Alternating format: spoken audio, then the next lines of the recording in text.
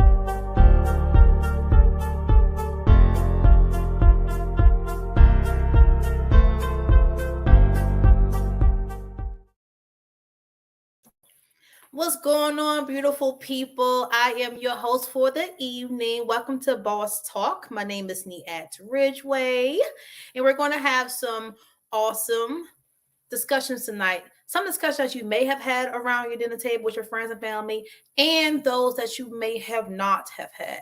So without further ado, I want to go ahead and introduce the TMAX network. All right. So and for you to subscribe to our YouTube channel on TMAX Network and Facebook group TMAX Network.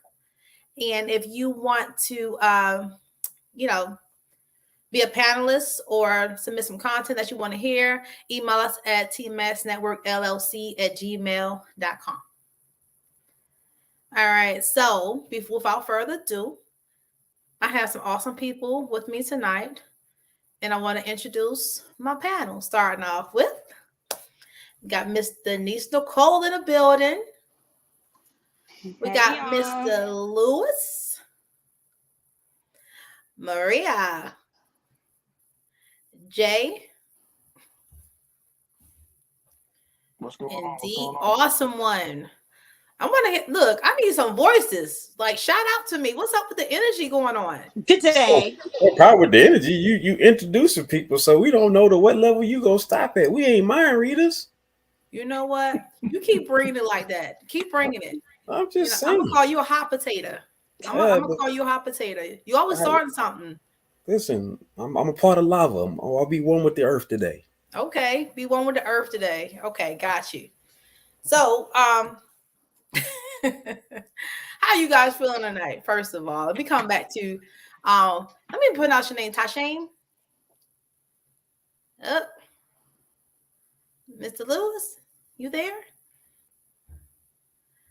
All right, so I'm gonna come back to Miss Denise. What's up, love? How are you? How you doing Hey tonight? sis, I'm doing good. Coming to you all from the ever-curing state, better known as Seattle, Washington. So good to be amongst you all this evening. Shout out to Seattle, Washington. Jay, what's going on with you? What's going on? It's been raining here in Baltimore. We are here in Baltimore, Maryland. It's been raining for a couple of days. So maybe that's why I'm a little bit drained. But I've been working hard too. So other than that, what's going on? All right, hardworking man up in Baltimore, Maryland, represent hometown. Miss Gonzalez. Good day. Good day. You just gonna keep it short and sweet. Well, you didn't ask any question. I don't know.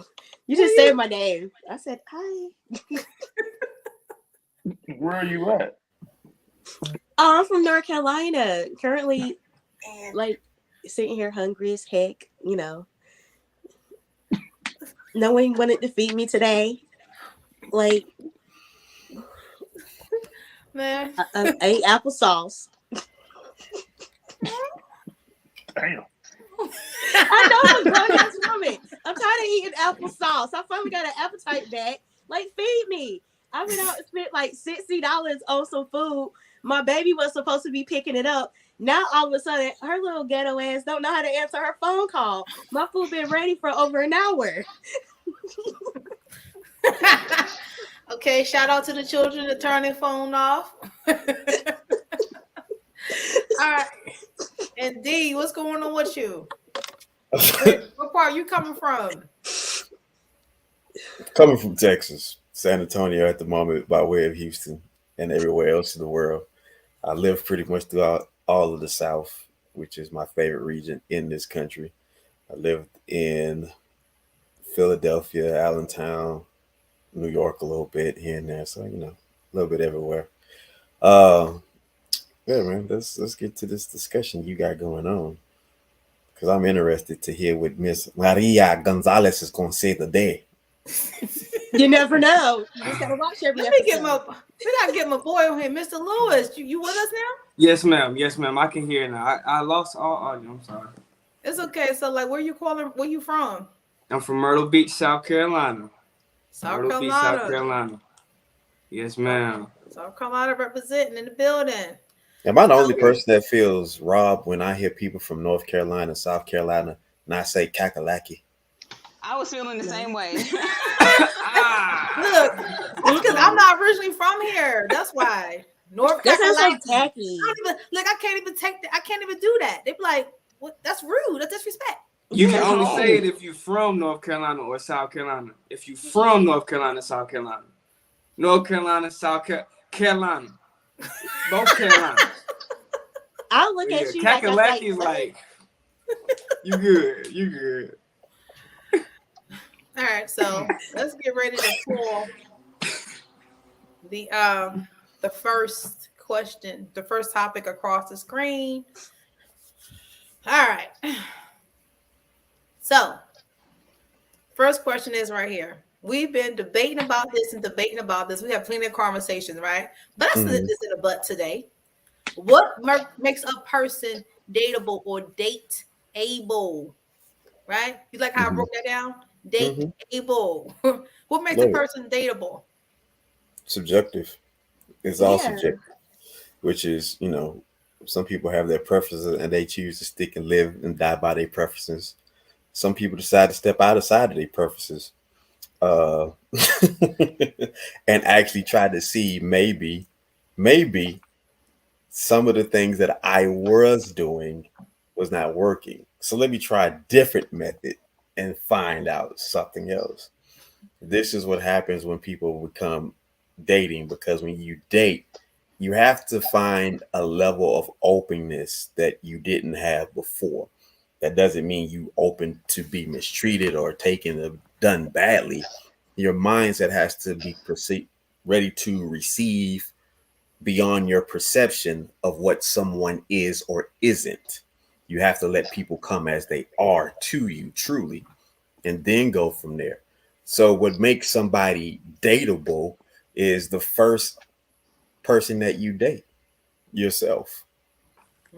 Ask yourself that question.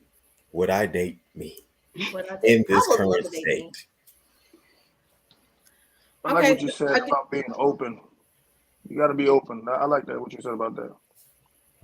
So I do want to know, are there, with everything that we do, there are processes, of course, right?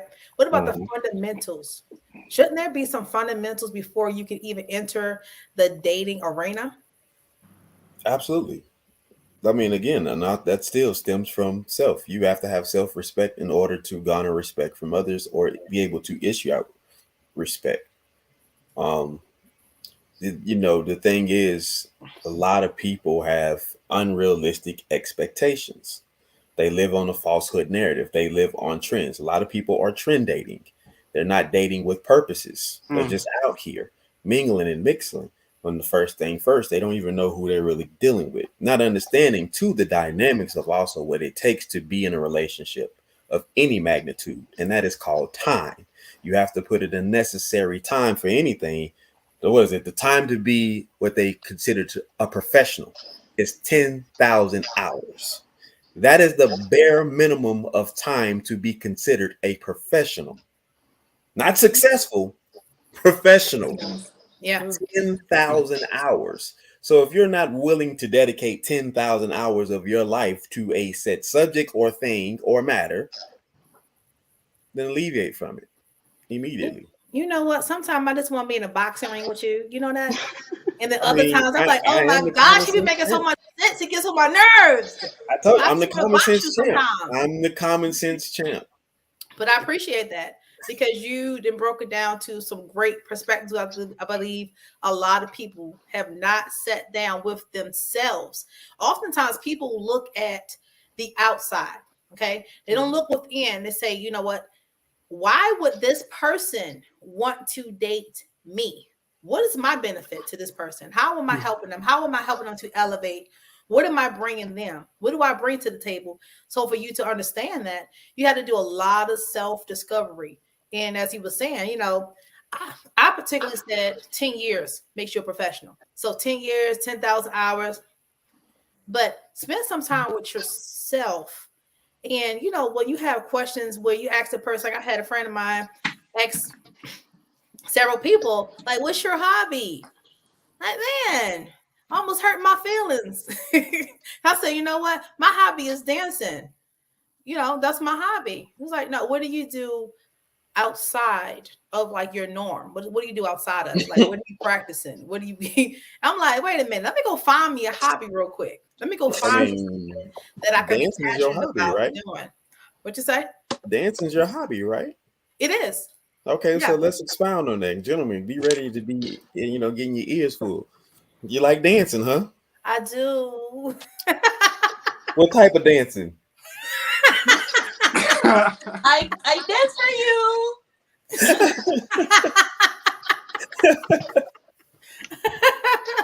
That is definitely my hobby, but don't limit yourself. Go ahead and find out a whole lot of things. There's so many things you can go here and do. And when people misconstrue what hobbies is. They think, you know, that's your peace place. It's self-development, but that's your peace. That's your peace space where you feel like the most, you know, elevated. You trying to say something, Mr. Lewis? What you got to say? No, I said that's where you feel more yourself whenever you can find a hobby.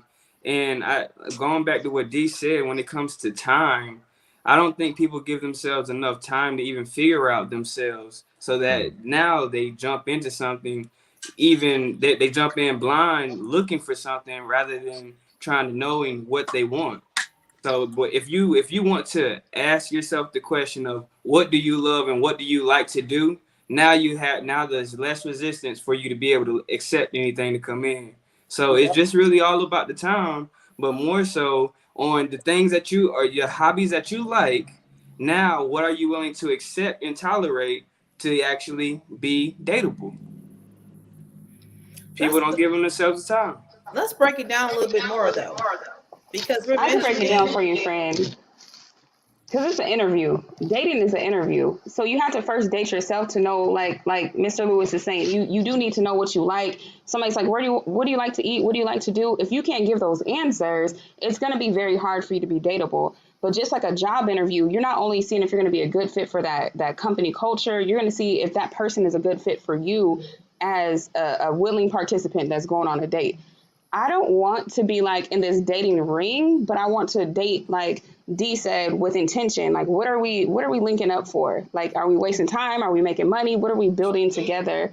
So it's really knowing who you are and what it is that you desire in another human. You know what? I've said this.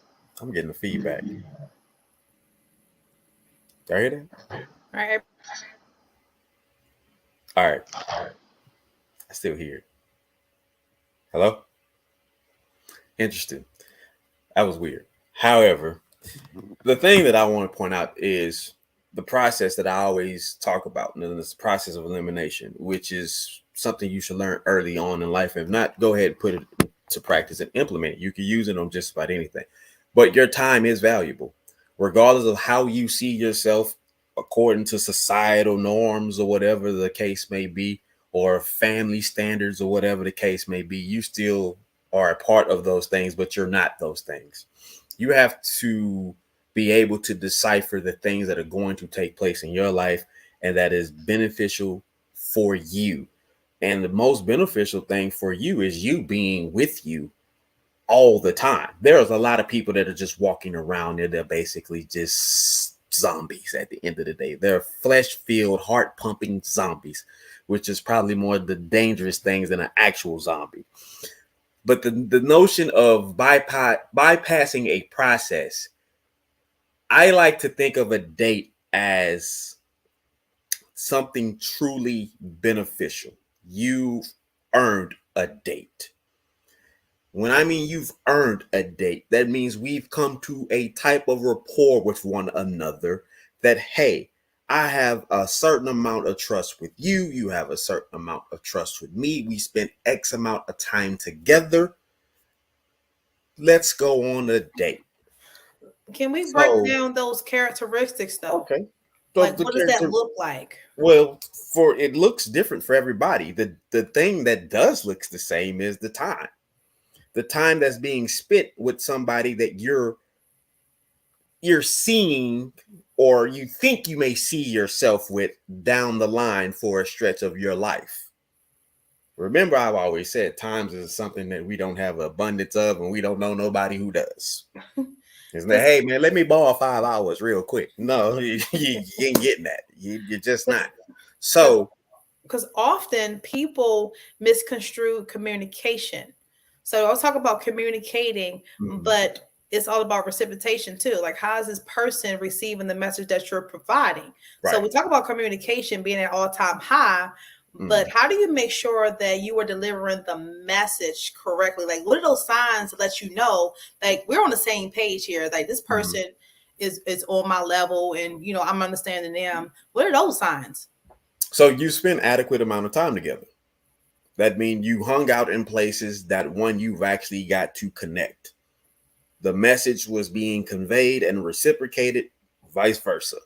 There was no interruption. So now, after the ample amount of time, you can say, "Hey, you know what? We've come to a point where I want to actually pursue something, right? Or I want to go do something else." You have to eliminate the distractions, the noise, because those are constant things that are out of your control. That if you go put yourself in those environments, they're going to always be there. For example, you take a young lady to a restaurant. Well, you're trying to have a discussion that all of a sudden, let's say me and Mr. Nick right here went on. We went to Fogo de Chao or something, right? We're sitting at Fogo, we're having a great discussion. It's just starting to come. And then what happens? Waiter walks up. "Ma'am, may I take your order of your drink?" "Sir, may I take it?" Mother, I'm having a good discussion and I was finna get some details. I didn't need you to interrupt that. Now, there's a possibility that a train of thought may have been diverted from or interrupted. If you take the change of the environment and not try to run to a high-end restaurant, a lounge, or super hype scene and go somewhere where you actually can have those commutative properties not interrupted, you'll get the details. See, you got to remove things that you're not blinded by, just the fancy cars, the beautiful, ambiance of an area, because what people don't understand is the reason why they dim the lights in certain places is because it's called mood like shopping. I want you to feel sexy while you're shopping. This is why they started to dim the lights in retail stores, because they saw it work with restaurants. Okay, so now you're setting a whole different mindset. Your whole ideal is now is all romance and emotions, but you're missing what is your hobbies. Yeah. You might have told me you like dancing, but I don't remember because I'm too busy looking at that little black dress you got on, and this mood lighting is giving you a different kind of aura, right? I'm bypassing those things because of the area. Now, if I'm at a park or I'm at a Starbucks or something, I can still have those same type of thoughts, right? But the thing about it is the flow of discussion will be so fluid that I can't have those thoughts as much as I would in a position that the dim lights Dim and lighting. right and all that. So I have to have you have to meet me and I have to meet you. And after a certain number of times of the real us meeting, there's gonna be an implosion or a conclusion. I have a question for one of the guys down here. Which one of you would like to answer my question between Mr. Lewis and Jay? Which one? I say both. All right, so we're going with Jay first. We're going with Lewis first, and we're gonna get to Jay. So, I'm gonna ask you a question. Like, what did you classify as dateable when you were in a dating market? Like, far as like, what were you looking for in a woman or a partner? Yeah. When it comes to a dateable partner, and I feel like I got lucky because I did meet my best friend and we get married. But when it comes to somebody that I would want to look into, you had to be not normal to me is not asking me pressured questions that I'm going to give you the answer to. I want you to ask an open-ended question that you want me to give my open, honest opinion. And if we can have that conversation and we can laugh and just smile, because the looks part, that's far beyond me. Because like I told you, I'm from Myrtle Beach. Myrtle Beach, you can find the prettiest woman in the world, and then you start having a conversation, and I'll see you later. But that's where the part of time and learning from experience comes up. Because now you know what not to do because that didn't work. Because that fine behind girl, she did have the looks, but she didn't. So now next time you want to be dateable, you knowing exactly what you want or what you're looking for so that it's not having to be done. So just a little conversation and then just knowing how to be able to laugh. That's me. If you can laugh and just talk, be good. Okay. Jay, what about you? More of a fun thing. Like everything doesn't have to be the whole serious, situation, but I also need to know that your intentions are good. Basically, if I need I'm more of what happens if I go to a hospital? What happens if I need some type of health, some type of partnership of that? Sometimes you date people and they're not going to be there for you. During the COVID time, I heard a lot of people just their partners was just leaving them. They weren't there for them. So what if I get sick? Are you going to be out the door? So my biggest thing is that is my biggest thing. And also, we need to be able to have fun. Do you have a passport? That's big. That's for me. That's big. Do you have a passport? Okay, Jay, out of the country, international. You know what though? A lot of people don't think about that because there's several reasons why people can't or don't have passports.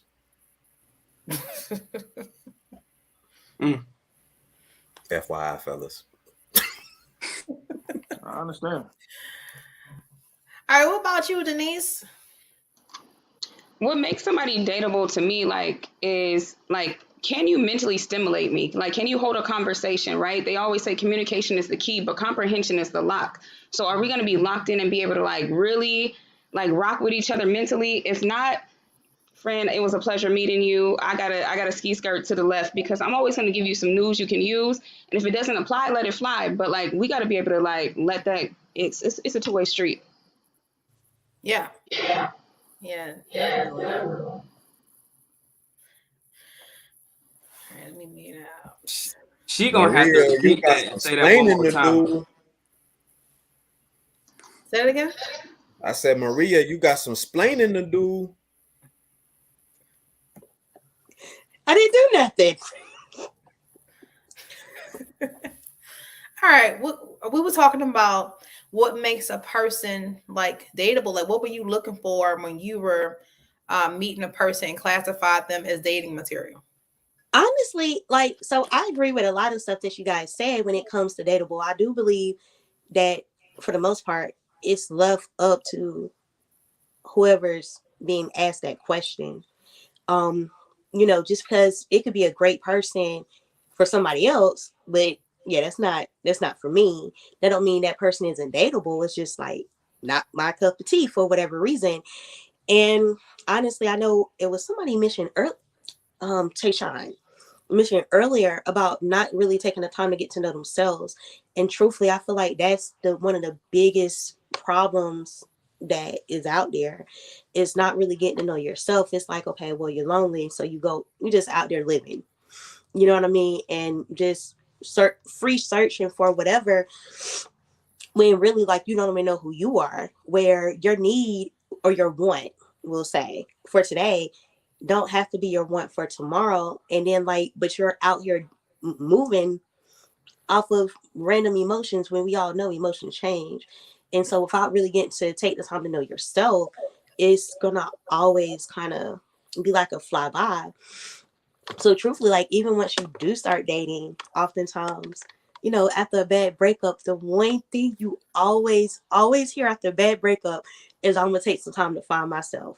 I gotta take some time out for me. And it's 9 times out of 10, the only reason you lost yourself is because you're maneuvering, trying to fit somebody else's idea of what, try to make you fit into somebody else's life, instead of really holding true to who you are and finding somebody that's compatible, that can actually complement who you are, what you have going on, and add to you, and vice versa. And so I'm gonna say, what about this thing we're hearing? I've heard on several videos lately about men. The most important thing that you want in a relationship is respect, and for women, you want love. Someone elaborate on that. I'd rather be respected than loved. So for men, yeah, they said men put respect. They rather have respect over love. Yeah, a high percentage of men, I would say roughly 75% of men, would rather have respect due to the situation, because we all know that love a lot of times is tied to an emotional level and not from a standard of an actual knowledge position. Yeah. So for those that do find love at a knowledge position, winning. Those that find love at an emotional position, not to say that they're not winning, but they would rather have the respect because they understand the time that you have invested into a situation that I can't get back. So a lot of men are seeing, and this is why a lot of men like are really taking their time to get married or get involved, have children, because men understand responsibility more than they're given credit for. So they also understand the skill sets of avoiding the responsibilities of a lot of times. Oh, Jim, you looking great today. You've been in the gym. Mm-hmm. See you later. Bye. I guess I see you at church. Yeah, I don't go to that church no more. Goodbye. You'll see Jim around. But that's men. All right, let's get. We got to get to some of these comments. Okay. Let's get to some of these comments. All right. Hi, Nikila. How are you, beautiful? Ashbrook Light Sculpting. Lady Love. Hello. How are you? Hey. The love is real. The love is real. Okay. So, Diddy Woo, who comes up with these questions? I came up with this question. What makes a person dateable? I came up with this question because it is a topic that has been talked about for a long time. People have their standards, their statuses, and their presumption of what they desire, what their worth is, what they deserve. Keith said, I'm good, beautiful. Yes.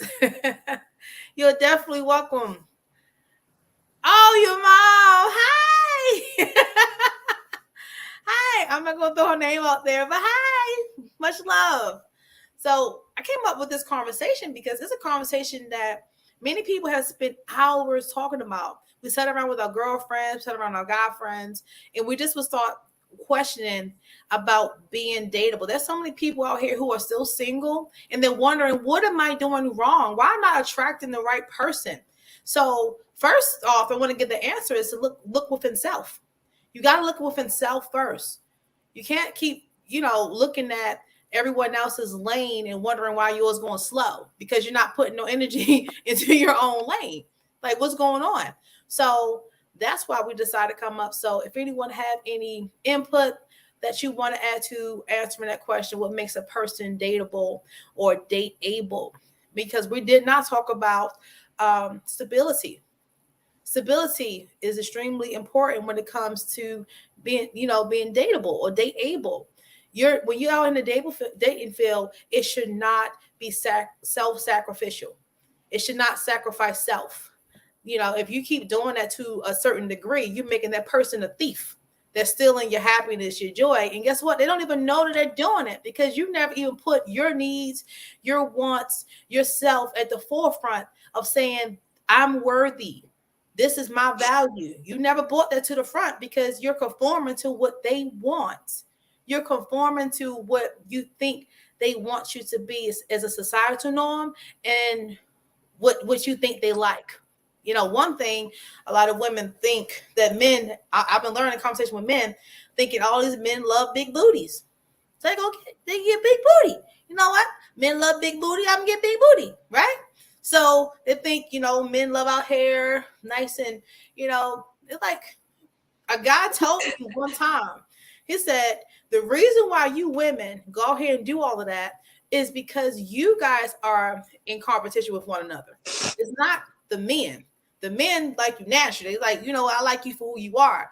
But it's the women, when you go in the room, and you like, man, that's a bad chick. You should have been looking like, you want to feel confident and comfortable in the room too. So that's when you go where you say, you know what, let me pluck my lashes. Let me sleek my hair. Let me wear my conforming, my bodycon dress. A lot of us women have done that. You'll go into the ladies' room and go touch yourself up. You're like, my lip gloss ain't popping enough. Hold on. And it's like you go and do that little self prep. and go back out there. That's what a lot of women are doing. You're looking in the lanes of other people. You're not looking at yourself. Because some women, think about it, when you getting ready for work or getting ready to go outside, we ain't got time to be doing no hair. Most of us like, I don't have time to sit up here. But some women will sit for hours, be curling and doing all these lovely things, contouring. They can't be seen outside. Look, one thing I like to have earrings on. Okay, I don't care where they are, studs, my little pearls I be wearing, earrings, and my lip gloss. Important to me. Oh, my edges sleep. Okay, so most of us women, we develop what we call like those confident quarters. Like we have to have these certain things before we can go out into the world. So that's what's positioning ourselves to be like, okay, now I'm ready. I'm ready to be dateable. I'm ready to be dateable from the standards that we placed on ourselves. Yep. Dang, hold up. We can't handle dry air, you guys. No dry air. Sometimes that moment need to sit there because it didn't register with a lot of people. Like I said before, you're not going to hear a man run up on a woman like, damn, baby, I want, you know what it was? It was the lashes. Those lashes made me come over here. Now, you will hear a man say, it was your beautiful brown, blue, gray, black eyes that made me come over here. It was your piercing eyes made me come over here. Not your mascara, not your foundation. What about the body frame, though? The body frame. Do the body frame matter? Answer that question. Does it matter? No, it doesn't. It's the confidence that matters. No, it doesn't matter. I like the confidence. Yeah, definitely. Confidence is key. But without question, if you haven't realized anything about men, and this is why you will hear men say, I want respect, loyalty over love. I'm going to go get with Big Belinda. Damn what y'all talking about. She's gotta be Belinda? Well, listen, she's 900 pounds. Judy. She's 900 pounds, but guess what she does? She respects me. She gives me the room to be me. You know what else she also does? She's also being herself. Wow. You know what? Is that a problem? Like being yourself. Like I can't understand how a person really can be someone else. Like I really haven't grasped that concept. Like you are you. You're just maybe a different version or variation of you. But I've heard it a lot of what they call them, the chameleons. Yeah, the chameleons and the what you call the other ones, the duplicates. Shifters. They do not have their own identity. I can't imagine how. Thank you. Identity crisis. When you have identity crisis, you're not you. Like I call myself an onion, but because I like and enjoy, and I have so many different personalities, but they're all me. Obviously. But it's true. And so I do get exactly what you're saying. And so sometimes I could be feeling stupid that day where I just want to be silly. I want to be playful. Me being true to who I am, I could be in this business meeting and I'm going to still crack a little joke or find something to laugh about, whether this is the business meeting or not. That's being true to myself versus if I have to, have to feel some kind of way that I don't want to feel today. If I want to be serious, we're talking on a serious situation where people are engaging and they'll say, "Oh, this person's changed." Well, because the person they presented from the beginning, because again, there wasn't time spent. I gave you a presentation. You gave me a presentation. And see, when you're talking about your onion, you're talking about the layers of yourself. So, I mean, we get that. We're talking about people who literally do ship. This is what happened. They go from the presenter to the presentation of the person that was presenting. That's when people say you changed because that's what it is. Representative. Exactly. That was a paid advertisement. Listen. Johnny Cochran didn't get enough time to get paid off, so he couldn't hold you up no more. I got to go. You ran out of funds. I got to go. So now the real you is exposed to this person in close quarters and often. Because again, a certain amount of time wasn't spent for you to learn these things. Remember, I said you either going to implode or you're going to conclude. Because But the problem with a lot on of people is spent in survival mode. You're out here what they call getting the bag. You're in survival mode and you are building someone else's dream. So you never really got the time to spend on your dream, on yourself, and just getting to know you, because we spend a lot of our time molding and shaping other people, regardless if you recognize or understand it or not. When you go to work, when you work for someone, you are shaping the other person. You are working for the other person. What you got to say about that, Lewis? You shaking your head? Yeah, because no, I have a lot of friends and just family members that like are trying to please somebody else, and pleasing someone else is not even pleasing what you need. Mm-hmm. Needs and wants are two different things, and half the time, off the perception that we've created or we see from somebody giving us that presentation, we don't even know what we need from that person because they're giving us something totally different. So the wants and needs are completely different, but pleasing and wanting to accept how to help or try to give it to somebody, I don't feel like that's it's not an even kill when it comes to what we can actually bring to the table. 50-50.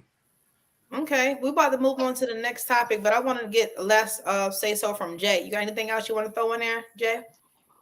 No, I just wanted to say that, basically, if you can't be yourself with your whoever you're dating, there's no point anyways. It's no point of being somebody else, even though they say, "Oh, I'm presenting my representative." No, just be who you are from the beginning. If they're gonna accept it, then they're gonna accept it. If you're gonna show who you are portraying for their family members, or it just reminds me of, like, I forgot the Martin episode when Gina wanted him to just spruce up himself, but her parents, yeah, but at the end of the day, he was him. What's up? That was him. What? Yeah, that's who he should have came. And his parents, hey, I'm a radio DJ. This is who I am. Yeah. I'm not a doctor. So you have to be who you are. Yeah, I love it. All right, so rolling in with the next topic, you guys. So we're talking about a person will miss out on opportunity due to their own insecurities. Would anyone love to elaborate? I'm gonna start with Denise. Anyone? Like, is it self-sabotage that we're talking about? Because that's what that sounds like. Like I can't get out of my own way, so I'm gonna sabotage. I'm not gonna work on myself. Therefore, I'm gonna allow my insecurities to show up as a representative. You don't even get to know Denise Nicole because you're too busy seeing like the red flags, like how you said, "Oh, sis is dragging a wagon. Let me go get a BBL." Friend, BBL don't fit your frame. Your thighs and your bottom don't match. My mama watching the show, y'all.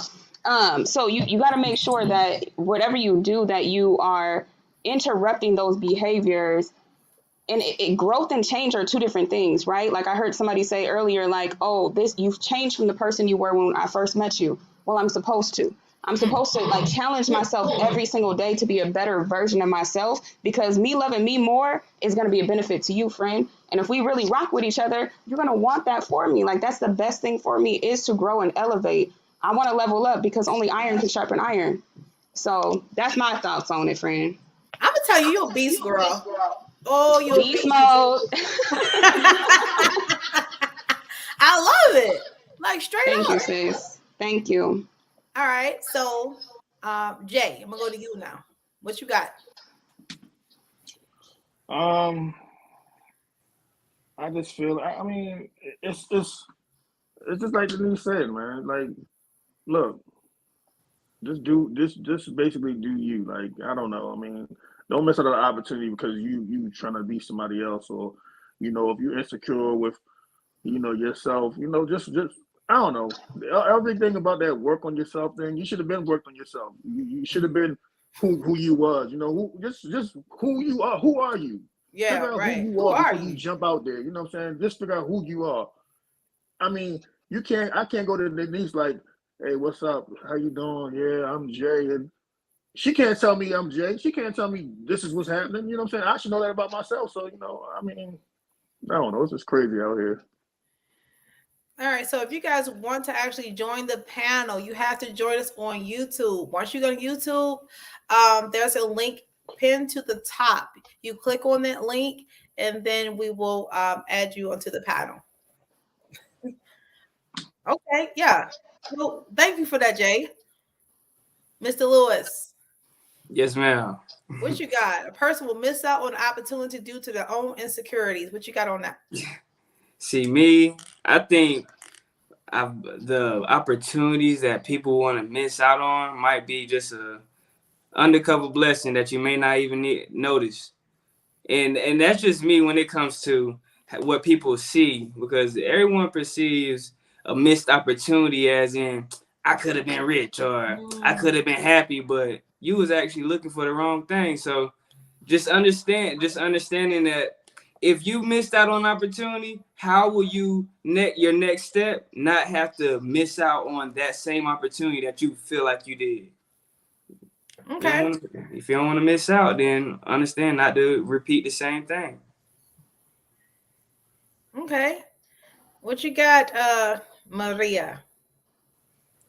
Honestly, I'm a little lost about the question. So it's a statement. Yeah, it's just a statement. Like, what do you take from that? The only way I kind of see you missing out on a great opportunity, well, you know what? I guess that is a true statement. Because oftentimes we could not fully see us for who we are, like, you know, and like our capabilities. And we don't accept opportunities that are given because we feel like we're not enough, we don't qualify, and so forth. So I guess that could be true when you put it like that. Okay. D, what you got, sir? What's your take on this statement here? Oh, all right. So people miss out on opportunities due to their own insecurities. Hell yes. We've all done it. One of the things that helped me get over that situation was a tweet from Richard Branson a few years back. And it says, when friends ask you to be a part of something, do it. Never fear the fact of your lack of knowledge, because you can always learn to do anything. And that was me. Friends coming and, man, we can do this, we can do that. And I'm like, yeah, y'all gonna kill that. You gonna be with us. I don't do that shit. I don't know nothing about that. I've heard that. I've heard that. They will say, that's where it came that's from. your thing. Right. You know, that's your thing. Okay, so Nikila says, what's for me is for me. I can't miss out. I'm either learning a lesson or living my blessing. Yes. Right. Yes. So, like I said, it was the point of coming to understand that I could learn these things and not have to miss out, right? And, you know, what Mr. Keeler is saying is right. You know, what's for you is for you. But you also understand that a lot of times it was presented to you because it was for you. That's something we overlook all the time. Hence why people miss out on good people that are 4'11". There you go. Stop it. The fun size brothers. But yeah, due to their own insecurities, He's waiting on you, girl. You've been put in a hard day work. You know what I'm saying? He done brought home by 2,500 this week. One thing that I said I'm definitely bringing to the show here is I do want to help people find a partner. But finding this partner, you have to get out here. That's why we're talking about these conversations now, talking about being dateable and then a person missing out on opportunity due to their own insecurities. That definitely goes back still to your self-worth. Going within, you got to find out and learn about you. You have to learn about you. Stop looking on the outskirts. Stop looking at what everyone else have on their table and look at your plate. Sometimes your food is going rotten over here because you're not tended to it. You're not eating it fast enough because you're looking at everyone else's plate, looking at everyone else's lane. So you missing out on opportunities with that lack of self-belief. The lack of self-belief, that self-trust, that has positioned you, what you've been praying for this entire time. It might not have showed up the way that you thought it was, but you've been praying for this entire time, and here it shows up, and he like, oh, I'm not ready. No, you go first. You go first. And then, have you guys seen that? Have you guys ever been in the supermarket and you're about to check out? You have one thing, and you see this person, and you say, "Oh, you can go here above me," and they come bring this this whole buggy full of stuff, this whole cart full of food. You like, you see me here with my one item. I was trying to be courteous. Look, now you didn't position yourself to be stagnant because you let your opportunity go because you thought you weren't prepared. You thought you weren't enough. You put someone else above you. So go back and start doing that self-reflection, that self-actualization. Visualize yourself doing a lot of the things that you want your partners to do. Visualize yourself doing a lot of things that you've been planning for, even your career. Your career, like, have you ever seen someone during a meeting, they standing up, they're talking, they don't know what they're talking about, and here the program, the exercise inside without, but you're just like, I'm letting them do what they do. No, speak up. Be in the moment a lot of the time because you're there and you're qualified. I will not forget the time where I sat up here. I was looking at everyone around me. I said, oh my gosh, these are some I call them important people. They're very important people sitting around the table, right? Until I had to take a look at myself and said, guess who's sitting at the table with them, Leanne? You, duh. You're at the table with them. So what? They had all these titles and all these extra, extra letters behind their name. Like, wow, doctor this, doctor that. I'm like, man, do I belong here? Obviously, I did. And I'm Stop glad being humble. What? Stop being humble. Look, I am always I practice gratitude for everything that I have. And I think that's where a lot of people got to start. Start with practicing gratitude for everything that you currently have in this very moment. Because if you don't, you're not ever going to find your worth or your value. It's not going to sit strong. It's not going to sit strong enough. The next boat that comes, the next wave comes, you're going to be rolling with the wave. Because you're like, man, I was never grounded. I was never grounded. I was never into me. I never learned me. Well, being into you is true intimacy, right? Everybody's looking for somebody to give them that intimacy from the outside, but happiness is an inside job. You can't make me happy. You can't give me peace. I have to be peaceful. And you can add to that, friend. That feels good. I like that. But other than that, you can't expect something out of somebody that you're not even giving to yourself. So if you're not dating yourself, you're not really dateable. If you like flowers, as a woman, I like flowers. But I'm going to wait until I get into a relationship for a man to bring me flowers. Friend, I don't even know what type of flowers I like at that point. But I know Faith got $5 Fresh Friday flowers. I'm going to go pick me up some flowers. I know where the flower shop at. But I can't expect for a man to do something more for me than I won't even do for myself. You are an investment, so you have to value your worth. Invest in yourself. It's the best gift you can give to somebody. And if that person's not willing to give it to you, you got to give them the gift of goodbye. Adios. Denise has hit on everything that I literally did when I was single. Killing the game. I was not going to do anything with you, for you, if you haven't done those things for yourself. And you were fully and clearly capable of doing such things for self. Like getting yourself flowers. I got like no, sometimes I'm going to say this. You don't always know though about those different things that your desire. You don't always know them until you get with someone who introduced it to you. So say if I've never purchased myself flowers because I didn't think I liked flowers, but then all of a sudden this person introduced me to some flowers. And now all of a sudden I like flowers. And I realized that you still don't like flowers. Action that I had with this person. You still don't like flowers. What? You still don't like flowers. I love flowers. No, if somebody had to introduce you as if a man is courting you and he says, here, baby, here's some flowers. Now all of a sudden you like flowers. BS.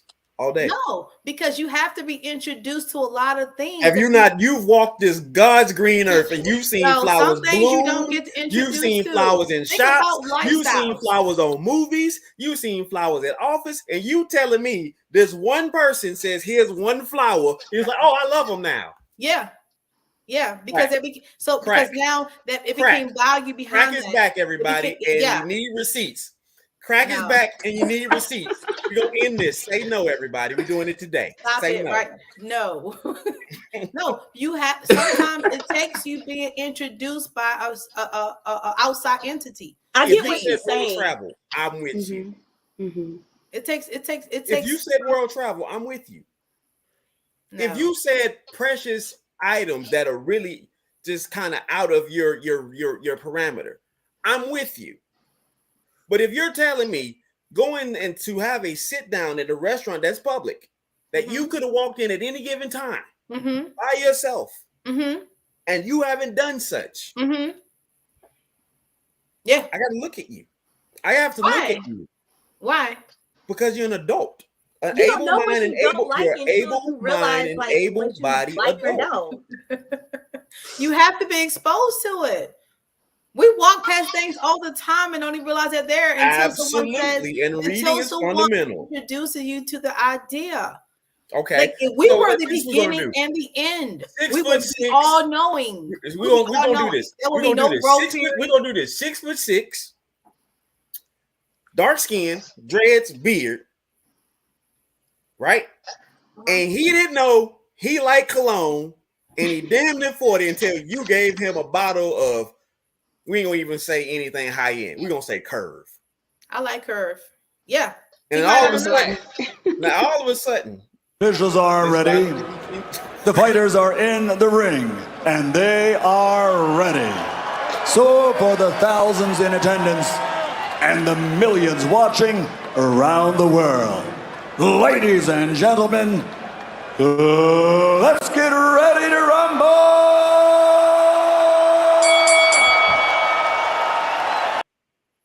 This is why I'm the common sense champ, baby. No. That's why I'm the common sense champ. Look, I need the people in the comments, okay? I have my opinion. My opinion is sometimes you don't know what you like until you're exposed to it. And D, go ahead and... That ain't an opinion. That's bullcrap. The fact is, you've had opportunity to walk by the simplest things and observe them your entire life. It's already been introduced to you. What do you need from somebody at that point that you couldn't have done it yourself?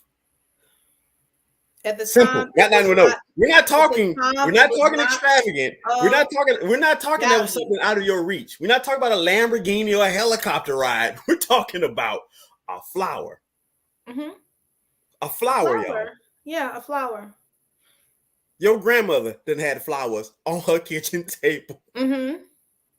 Yeah. Plastic and real. Yep. And you telling me it didn't matter until Tyrone came in there and gave you one? Promise you. You don't like them then. That is not. No. Someone, okay. You guys hear my opinion. You hear Dee's opinion. What's your guys' take on that? I agree with the both of you guys, except like more so with me. Yeah, the difference is I think is sometimes until it's brought to you, you can take those small things that defines like they've been here this whole time. You can take them for granted until it's actually presented to you. And so, and I think that's what Niette is saying. Because truthfully, having flowers, honestly, I didn't like flowers. Like I would receive flowers. I said, man, it's a waste of money. Like give me something, better. And I like flowers now. You know what I mean? It's different when it's being brought to you versus, I grew up in the country, nothing but flowers. But it is different when it's given to you as a token of appreciation, a token of thanks. When it's presented as a different way versus just there, you find a greater appreciation for it. And so, but I do get where Dee's coming under his point too. It's like, it's been here your entire life. What the hell you mean? You didn't realize you liked it? I think it's more so how it's presented that could really make the biggest difference. And as we know, like, stuff gets looked over all the time. I'm with D. Sorry. I'm with sorry. DC. I'm back. Okay, so Nikila Asha says, perhaps until you experience in your own home and experience a feeling it creates is what sheds light on the fact that you love it. Yeah. And I think that's agreeing with what Niette said versus what Dee said. But I get where both of you guys are coming from completely. Right, because a person could love that Curve cologne, but when you get him Versace, he gonna be like, "Oh, I didn't even know about this designer cologne. That smells fire. So now I like this cologne." And so it's a mutual thing. You don't know you don't know what you don't know. So until you're exposed to it, you may not know it. But for somebody who knows, like, I have this expectation of you to do this for me, even though I won't do it for myself. That's a totally different thing. That's a different conversation. Yeah, that's stupid. That's something different. Yeah, I mean, that's a big difference. For me, it's like I feel what Dee's saying. A flower everywhere. They're everywhere. The Curve, well, that's something slight. Now, if you come, like you said, I forgot her name. I can't say her name, but if you come bring to the Versace, Miss Denise, if you come and bring that Versace, now you smelling something different. That Curve, you done got that at the Target or the Marshalls or whatever the case may be. Flowers, you know what I'm saying? That's in the yard. Now, on the sense of saying, if you get those flowers that they not gonna die tomorrow, if you get that I forgot the name of that brand, that box of flowers that's gonna last about 3, 4, 5, 6 months. All right, now, okay, we talking about something. But a little bit of flower, you know, they done went to the little, well, I don't know what y'all got out there, Publix or whatever. How many times have y'all seen a shirt? I'm gonna say a pink shirt, right? A pink shirt. You was like, I would never get caught in wearing a pink shirt or a purple shirt. And you turn around and you put on that pink or purple shirt because it was introduced to you as a gift from someone, and you actually look good in it. No, I got Real men wear pink shirt because I went and tried it on and it matched my suit that I was gonna wear. I like the pink shirt, but I'm just saying the flowers thing is just, I don't know. But you were if you look at it on a rack, it was like, I'm used to wearing black all the time. Now that ain't my type. Until there was a situation that needed it. So Lady Love says gratitude is very important. I practice it daily. Yes, definitely. We all should practice gratitude every single Absolutely. day. So this is why you should appreciate flowers as you walk by them before somebody had to put one in your dang on hand. See, this is another thing. Sentiment. There has to be some sort of value placed on a lot of these items. That's why we overlook them at the time. It When your might album be not coming out? prevalent in our lives. When your album coming out? When your album coming out? Right? Tell me when your album coming out, because I'm buying it. I already have. Look, I'm gonna send you the single. I got you. The wordplay is on some straight rappers. You know what I'm saying? I got you, y'all. It's about to say, like, hold on. We gonna go from. Let's go ahead and announce like after tonight. Tonight you have your show, The Missing Conversations. If you guys stay tuned after that, we do what we do our thing after hours. Right. After Missing Conversations, we do conversate without being on live stream, and we get a little extra real. So a little insight. Extra real. Extra real. Insightful. And then down the line, there will be a. Hey, Lorenzo, what's going on, millionaire? What's up? How are you? I was saying only a billionaire recognizes a millionaire. So shout out to that man. Just try to get where you at. That's all I'm saying. Because I want to appreciate the helicopter ride. The carpet ride. So before we jump onto the next one, did anyone have an experience where you felt like you missed out on an opportunity due to your own insecurity? Like, you know what, I just wasn't ready for it. Do you have opportunities that you could think of that you probably missed out on? I can't say that I have because I'm so damn greedy. To be honest with you, I'm greedy. I want it all. I don't have to have it all, but I want it all. No, not due to my insecurities. Probably due to because I've committed myself to other opportunities that I might have missed out on. But then again, like I said, there was the learning situation where I had to remind myself that I could learn anything and go about. So I don't know. I don't know if that was a insecurity per se. I will say it was because I didn't go right with it. Right. Insecurities make you get into a haste situation. It stifles you. Right. So I will say that, to be probably more realistic, that I was at some point in time and I missed out on the opportunity because I didn't know that I could, or I didn't remember that I could learn anything. Because I want to make sure that our audience remembers who is on the panel who we're talking to. We're talking to men and women who have entrepreneurial mindsets, CEO mindsets, leadership mindsets, business owner mindsets. These are the people that we're talking to right now. So as you hear, a lot of our mindsets is what position us for where we are in life. So I want you guys to take that in. You have to pay attention to the type of people you're surrounding yourself with. If a lot of people that you're surrounding yourself with, we come up with these ideas. Like right now, we can create an idea on this panel right now. And the people that's on here, I know they can be like listening in because we recognize opportunities. We recognize it. We look and see it from afar. Like, you know what? Let me listen in on that. And I'm not worried about who has a degree, who has the most money, who has the most resources. We all show up as who we are in those moments. We don't sit up here and lose out because of lack, focusing on what we don't have. Nah, I don't know if I can do that. I ain't never tried to get a business before. Oh no, I ain't never. No, get out of that. All right, so I would like to jump on, if I don't have any last remarks for this last conversation. Good. So we're going to roll on to the next topic. Have you ever talked yourself out of an opportunity? I almost have. The one good thing with me is I surround myself around a lot of people that see that knows me and see my potential, even sometimes when I forget my own. And similar to like what Dee said about saying yes to everything presented, I'm normally like that anyway.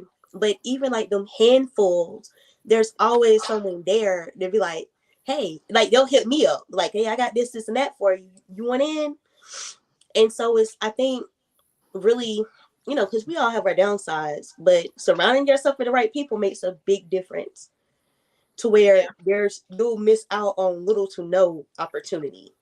Like it will come to you literally. All right, anyone else? I think you could be like given an opportunity prematurely. I think that sometimes you could like have an opportunity that you're not fully confident to step into. And earlier in my career, like I found myself in a lot of those spaces, but I was courageous enough to go back to those that were putting me in position and talk to them and say, listen, like a lot of these people got a lot of post-nominals after their name. I just have an apostrophe. And what she told me, she said, Denise, you have to stand tall in all your greatness. I wouldn't send you to these rooms and to these spaces and these places if I didn't believe in you. You got to start believing in yourself. So I said, okay, I don't have a post-nominal, but that apostrophe means anything that comes after me is a blessing because I'm already the blessing. I already have the gift. I got the gift of gab and I got the gift to shine. So I'm choosing to shine, right? So there's things that you could be prematurely introduced to, but that's why you have to have a network. Because your network really is going to be your net worth, whether it's relationship, whether it's family, whether it's business. You got to go back and check with your team. And I will never, ever want to be the smartest person in the room because I need somebody to level me up. And when I'm shrinking myself, I need you to stand me back up. Yep. And that alone is so powerful. And like I've been the same exact way where, you say prematurely, I started embracing it. I don't know what the hell I be doing half the time. I like what Dee said, I learned after I say yes. And so my very first opportunity that was above anything that I've ever done, I was gifted to be a part of a nonprofit for my 30th birthday. it was something I really believed in. So I was willing to, help without a title or nothing, but I got gifted that. So come that, was in the beginning, we grew the nonprofit. We're helping the community on a great scale.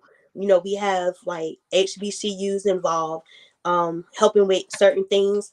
That time spent there helping with that class through that nonprofit, that was a gift to me to do basically volunteer work anyway. That landed me to facilitating grants with North Carolina Department of Transportation in 6 different counties, just because they see me helping the teacher, because I didn't have nothing else to do. For part of the nonprofit, they love how engaging I was. The community's response to me, they gave me like, I didn't know how to facilitate no damn grants. And I got paid nice to do them. But I learned as I did it, and I had people that knew what they was doing that helped guide me. That same time, at that same exact time, within like 2 months, we went on to lead 3 classes with the DOT, me leading the way, facilitating those grants. I became an employee of one of the HBCUs that we was working with. I graduated high school. Like, that's it. So, I'm over there doing stuff, you know what I mean? Like, running literally like the whole center, the local center or whatnot. Then outside of that, basically blessings on blessings, not knowing what the hell I'm doing. And as I'm saying yes to these opportunities, like, because people are liking what I'm doing with these opportunities that I've been given, and I'm taking it serious enough to learn. So prematurely, because I don't know it already, but mature enough to learn, like, get it together so you could do right with this opportunity. And it just kept trickling down and trickling down. And it's been like 6-7 years now. And that one little opportunity has literally been tied into 95% of every beneficial thing that has happened in my life, especially if you want to count payroll stuff. Yeah. Like payroll, yeah. Like, and no college degree. I had a lady when, because I stepped back once I opened up my own company. I stepped back from everything and focused on my company. I got my company situated and I stepped back up. The lady, she came in after me, like, so she knew nothing of me for the DLT stuff. So I was getting treated like trash from her. Like, she's wondering why the lady keep calling me into all these meetings. She'll stop the meeting and ask me my personal opinion myself. I seen the looks everybody else was getting, but it was that one lady in particular was giving me them evil eyes. And then she came to me. We had like one of the events, and it's a lot of high profile people there. They're jumping on tables to take pictures of these people and everything else. They're coming to me, like approaching me to take pictures with me, keep finding me to talk to me. And finally, like, the lady asked me, she says, you never know what or who somebody knows. They could look like crap, i.e. me, but you'll be surprised with what they know. Then she started telling me that she was about to get a position and take over the company, and she'd like for me to help her and probably be her assistant.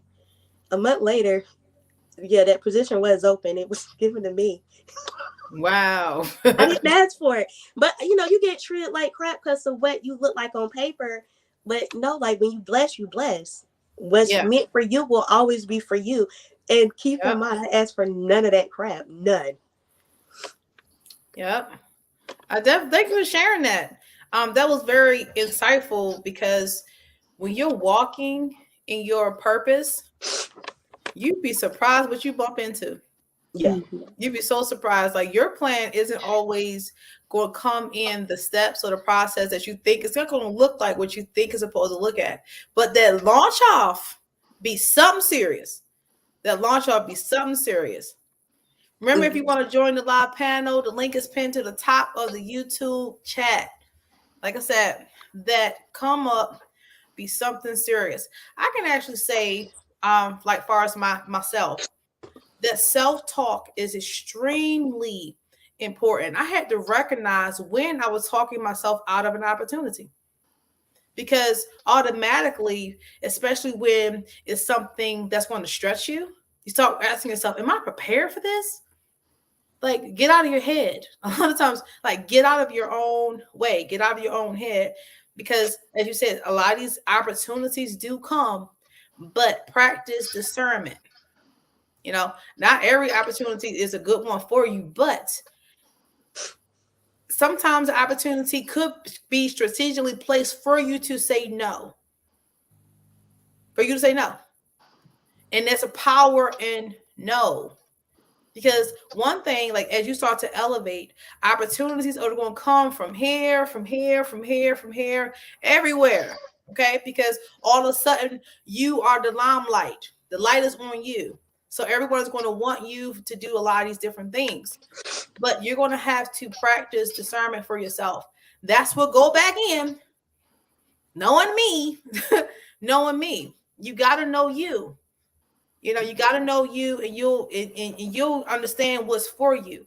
A lot of what people like overlook is the fact that you wake up every morning and you go to sleep with these ideas. And you start to wonder, well, how am I going to bring it to fruition? If you are actually praying on it, if you're actually talking about it daily, it has no other. It's going to appear, it's going to come in your life, but it's up for you to not always jump head first into everything, but to actually weigh some stuff out.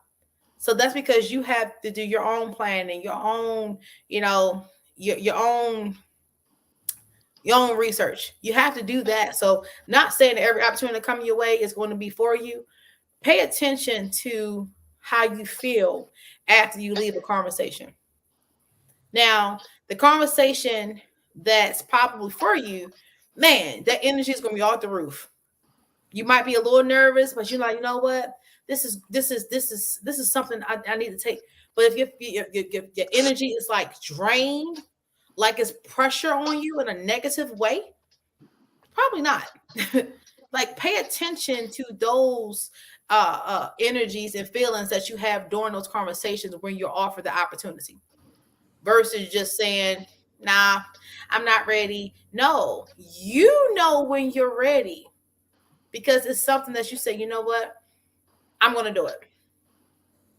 No, I'm going to do it. It's like that I'm going to do it pushes harder than that I'm not ready. Because if you're not ready, you would not be sitting up here thinking about it so hard or so long or so much and talking to it about everybody. You have to get everybody's opinion on it. Like, no. I can't fully agree on that. Because, like, sometimes, you know, we're still humans, and I feel like sometimes we still forget, like, the things that we are capable of doing. You know, so it's like, just because you feel like you can't do something don't mean you can't. Don't mean you shouldn't. Right. But and that so you're going to, that's why that self-reflection, that self-indulgence is so important, because you tell yourself, you know, when it's something that's good for you. It's like something in you pulls you to do it anyway. And I have some, I'm gonna share it on another show, but some examples of that is the opportunity is repetitive. You're like, wait a minute. Okay. I'm listening. I'm listening. You keep hearing something about it, and like it's helping you with your decision making versus the negative feeling you might have about it. That don't mean that you're not qualified to do it. You really do have to pay attention to the opportunities that are presented to you. Sometimes you have to say no, and that no towards you over to your yes, if you get what I'm saying. Yeah, absolutely. And I've been there before. I know, like, when the pandemic happened, I had a whole career that I was like 10 years in, 10 years strong. Like, I know I'm on top of the world. But then the pandemic hit, and I was like, okay, well, now I'm starting over. So I went into the construction trade. Like, by any means, I'm going to make sure that my family's good. But like I had to realize all of the barriers that I was meeting, all the brick walls that I was meeting. I said, God didn't even tell me to do this. I made this move out of survival. And now I realize that this was not any opportunity in front of you that is going to sound like the money is good, the benefits are good, all of that's good, but that doesn't mean it's for you. Your gift will always make room for you. And so now I get to double back and be in a higher position than I was where I thought I was going to go in at, but I had to step out on faith and be like, okay, I realize the errors in my ways. I did this in survival. So now lead me and guide me into the proper channels, the proper lane that I'm supposed to be standing in. And baby, when I did that, the doors just opened like a floodgate. And so now I'm like, that was a lesson learned for me, but it's either a lesson or a blessing. And you have to have that same spirit of gratitude in all things and know that I can't fault anybody but myself because I didn't consult with my higher team. I didn't consult with my board members that really got my back. Yeah, that's a support system. Extremely important.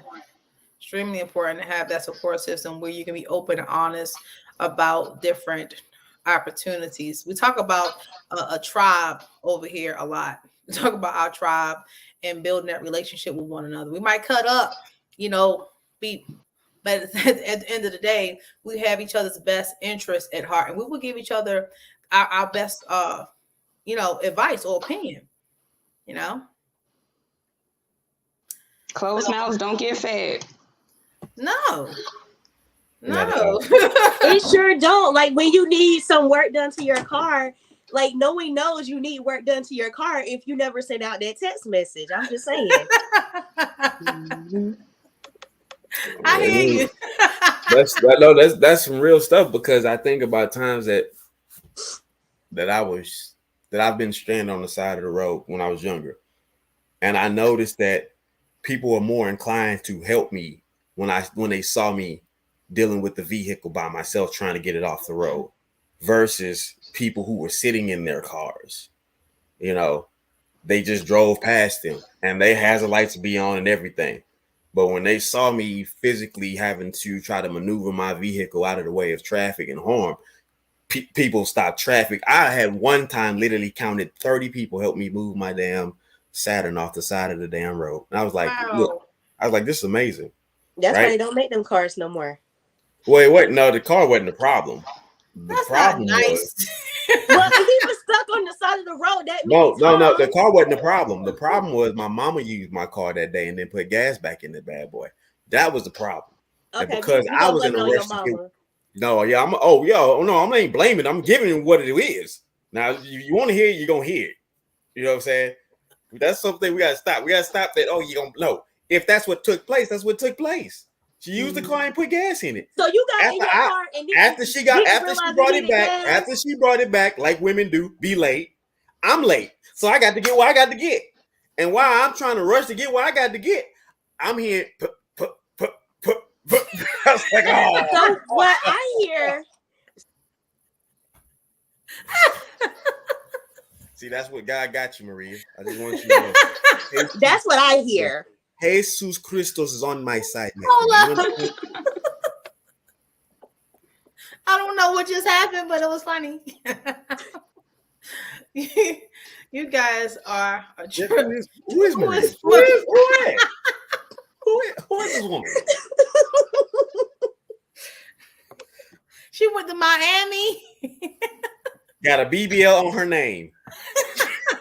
Man, I'm Maria Gonzalez. Like, I am dope as crap. I am no longer an independent, strong Black woman. I am not. I'm not. Maria Gonzalez. I'm waiting to go back. I just got to figure out how to get my house here to be my house there, because I did miss my stuff and everything that was in my house. I could send for the kids, but I got to work on that last part. Denise was a little befuddled Denise by that. Like, I'm what a strong Black woman line. No. Listen, I've hung up my cape of the strong Black woman. My true intention for myself is to be standing tall in all my greatness. I'm a palm tree. I don't want to be a strong Black woman. I'm Black and I'm a woman. That strength, listen, it's gonna come when it's needed. I don't want no parts of none of that shit. All That's right. a title I do not need. Final topic of the evening. Y'all ready? Yes. All right. So I want us to really think about this one right here. Okay. So what does taking accountability look like? To me, taking accountability looks like taking ownership of your life, of however it's going, good or bad, and knowing, not just thinking, but actually knowing you control what happens in your life. To me, that's true sense of accountability. Like, even if it's stuff that may be out of our control, we're still in control of how we react to things, which still dictates just how far things will go, just how bad or how good things will get. Our outlook on it dictates it, our mindset sets towards it. To me, that is true accountability. And like I'm I'm super big on taking accountability for myself in my life. Because I'll be damned if I'm gonna wake up mad because I feel like you messed up my life. Like, no, if I'm gonna be mad at somebody, it's gonna be because of me. And I'm not even about to be mad. It may take me a good 24 hours to, come back from a little setback. But at 24 hours, I'm spent thinking about what moves I need to make, what would be the best outcome, and a plan to put it in place. And if it's something I can't help, I say F it. Either way, I'm gonna be happy. You ain't about to stress me out. I control my life. I want to give a Nobody shout else. out to Pearl. She can't be with us this night, but at least she's still in the building. Thank you for Hey, still being girl. here, love. Love you, Pearl. Pearl's still here. All right, so Denise. Accountability to me is recognizing that I'm not perfect, that I am, that I could be wrong, and that I have areas that I still need to grow in. And what does my energy feel like to other people? Because to me, I could think that like my stuff don't stink, but at the end of the day, I have to show up and still apologize when apologies are necessary. And sometimes that accountability is to yourself. So sometimes you have to forgive yourself for the way you moved when you were in survival mode. And so to me, that's what accountability is. It's just really like trying to level up every single day, being a better version of yourself every single day. Because the world needs you. That person that you don't tell your truth to, they're waiting for you to be accountable so that way they can open up and be accountable as well. Testimony. Okay. D. Accountability. Oh man, interesting. I find accountability to be interesting simply because the letter A is the first alphabet of the letter. And when something's first, a lot of times the first thing you have to deal with is self. We could take all the metaphors and similes and come up with all the little magical wordplay we want to, but the fact is accountability is a self thing. It comes from a tribute of relationship to self. And a relationship to self works in every dynamic. Don't get it twisted that, oh, money's going to do this, money's going to do that. Money is a tool that helps. It's a segue. But you have to be the thing that prompts yourself to get into the position where money flows to you, right? Vice versa. Love is the thing that you position yourself into. How? Because you position yourself in love for love. That is accountability on certain set situations. So it always starts with self. That relationship to self. If you don't have that relationship to self, you're not going to have your relationship or due diligence to anything. Far as missing opportunities on that, it's going to be very common for you to miss opportunities because you're missing the opportunities to really recognize the changes that have take place within you. We change gradually, daily, emotionally, spiritually, and especially physically. You're not 18 no more, so quit trying to reenact the 18-year-old lifestyle that you had. Can't have zebra cakes as often. You gotta put those to moderation. Like You schedule it. I have my next zebra cake in 2027. You're gonna have to have you ever get your celery. You have to get your cabbage in your life. You have to do some things right. Taking accountability in such set ways. So that's what it looks like for me. And unmute yourself and be accountable for your show. I am accountable. Actually, I love majority of everything that you just finished saying. Like, actually, I love each of your responses because it's the in depth that I can trust and understand that each of us here have done a lot of this personal self actualization. Like, we spent time. I can just listen to with the conversation, but we're remembering that our conversations that we're having are not just for people like us. Like I said, that testimony, we had to get to this place.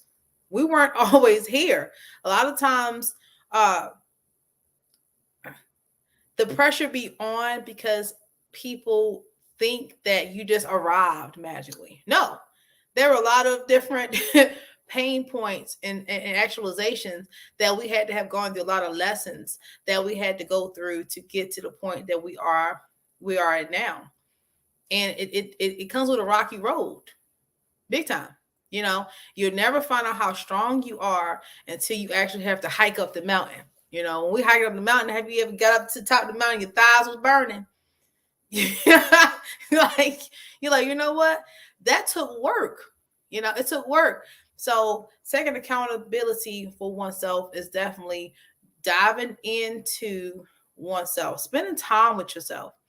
You know, don't be afraid to spend quiet time with absolutely nothing. No radio, no TV, no phone, no social media.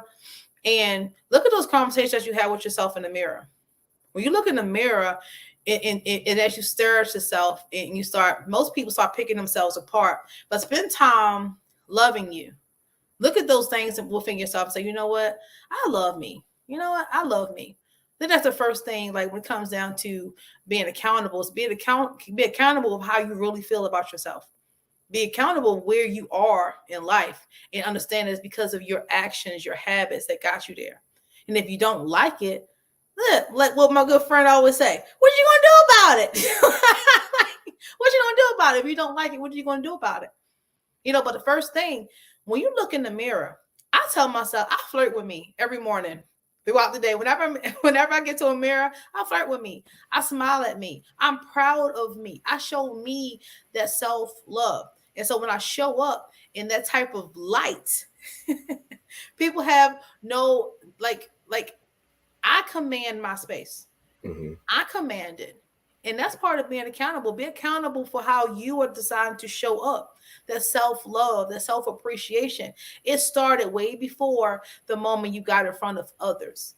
It started way before you decided to say, you know what, I'm going to step out. No, it started when you looked at yourself and when you spent time alone with you. Absolutely. All right. Honestly, I do think I agree with everything you said, but I think the one thing that's missing the most in accountability is us being able to take accountability for our life when things aren't going the way we want them to go. Oh, yeah. Yeah. That's, I think, seems to be the hardest thing with a lot of people now, though. Are they not going the way? Are they not going the route, or just people just trying to avoid that part of the process? I think, like, in general, and so, you know, because sometimes it can be we'll say certain things that's necessary outside of your control. Mm-hmm. But what are you doing that keep allowing situations like that to keep happening? Why are you the accountability of why do you keep finding yourself in these situations? Why are you allowing this one particular person, place, or thing to always be the same? The cause of all this, not stuff that you don't like. That is one aspect, but at the same time, we got to give some room for grace because some processes are a little bit more effed up than others. No, for example, I'm not saying that. I'll give you an example. Odell Beckham Jr., a great athlete, right? This is when I say one of the most purest athletes of all time. He truly is, because he could literally transition to any sport. Mm-hmm. He's played every sport. He's broke his back, and he was an all-state soccer player in high school, right? His mom and dad are all LSU members. So he comes from that pedigree, but this guy has always had these type of injuries throughout his entire life, but he's always had to rebuild himself. So it's not like you say, well, what is it that you're doing wrong, right? It's just the way certain stuff is. So certain people's processes are a little bit ugly for them to get the reward. I think them getting sick isn't necessarily. No, that's not. He wasn't sick. No, he was getting hurt. But I'm saying that he's an athlete. They kind of, he's an athlete, right? If you compared him to like, so as an athlete, yeah, if you compared him to like LeBron James, right? You don't get hurt. Yeah, everyone. But I'm not. Hold on. Like I say, if you look at it as an athlete, you're told I think you should have given a better example. Your best ability is your availability. I think you should have given a better example. That don't. No, count. I think you should have been more graceful when you was out here telling people that they need to do better with themselves because they, not trying to bypass their process and not knowing their process could just be that ugly. Well, remember, that's to be everyone expected from an athlete. Like you're going to get hurt. I'm talking that I used him as an example for his situation because there's other people who have been hurt just as much. You see what I'm saying? And then to come to say, "Oh, do better." Okay, I kind of got what you're saying. It's more to this, but sometimes your situation is not just for you. Remember, there are more people that plays a role in it. So sometimes you do have to be the one who get the bad end of the stick, but it's because you can handle it. You can take it. But that's a lesson for someone else. That's why I always say, look for the lesson before you start stressing. I'm in this situation because I must be one. It's part of my journey. I'm building out of it, and it's not always about me. Sometimes sometimes I'm good. Matter of fact, have you guys ever been in a situation someone else is sad about your situation? You okay with it? Yes. It's like, like I'm good. I know this is short term. I already got my plan together. Right. So a lot of the time it don't the situation don't be for you, It you just happen to be a component of it. Absolutely. So I guess we're gonna wrap this up, but I enjoyed you all. So, but before we go, I would love for you to go ahead and introduce yourself to the people, let them know where they can find you. And I'm gonna start clockwise. Start with Denise. All right. I'm your girl, Denise Nicole. You can find me on Facebook at Denise Nicole Franklin. You can find me on TikTok as Denise Nicole Inc. And then also check out my website, DeniseNicoleInc.com. I look forward to seeing you all next week. All right, D. What I gotta say, it's been proven. I'm the common sense king. And my @ is my @ Snapchat, Instagram, TikTok, hell, fan base, hell, whatever. I don't know. OnlyFans. Twitter, all that, basically. Yeah, you can pick up my feet pictures tonight. I might start posting some. But no, we're doing tonight's discussion what women want on the missing conversation. And we're there going to let the women explain, and us men are going to be there in support just to hear. And then we'll come back and, chop it up. What's up, young man? We see you. We see you, baby. He's always popping up on me, trying to be on camera. All right, Maria. Well, yes, I am Maria Gonzalez. You can find me on all. No, you ain't. What? Shut up, silly woman. Look, you can find me on social media platforms as Maria Gonzalez. OnlyFans? It'll be finalized tonight. So my first group of stuff should be up there tonight. So yeah, OnlyFans. Subscribe. Get the bag, sis. No judgment here. 20,000 people right now is now looking for Maria Gonzalez and like, this ain't the one that was on YouTube. As well as SpeedFinder too. I can't see the one that was on YouTube. I want my money back.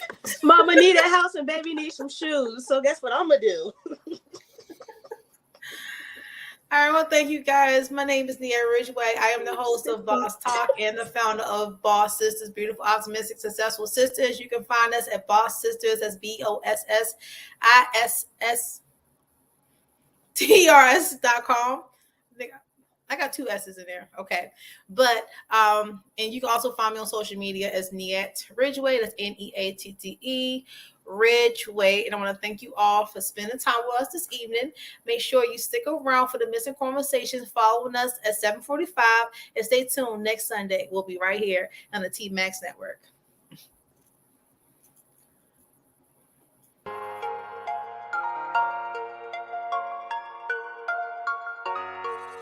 Julia.